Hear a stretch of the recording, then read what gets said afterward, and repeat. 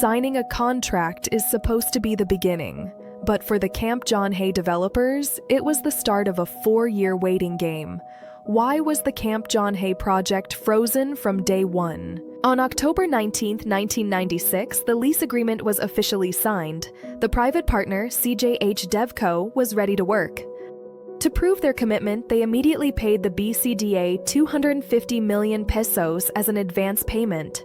But here's the catch. They paid this amount despite clear breaches of contract already present on day one. The BCDA had promised to deliver all necessary permits and the full land area.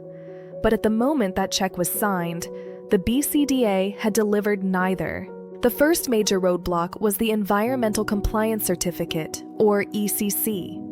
Without an ECC from the DENR, you cannot build a single structure, you cannot dig a hole, you cannot move a stone. The BCDA promised to facilitate this.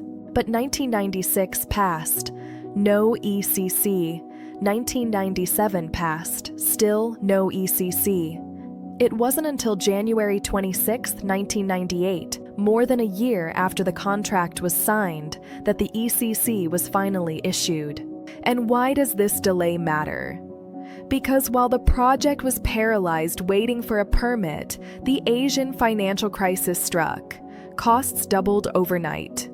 By the time the government finally gave the green light in 1998, the economic landscape had collapsed.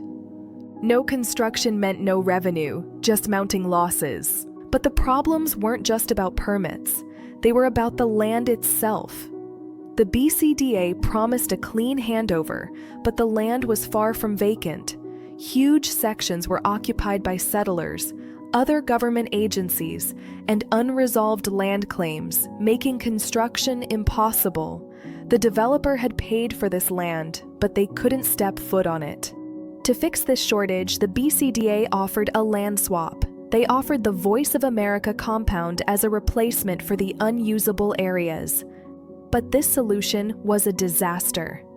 First, it was late. The Voice of America wasn't handed over until May 31, 2000, nearly 4 years after the contract started.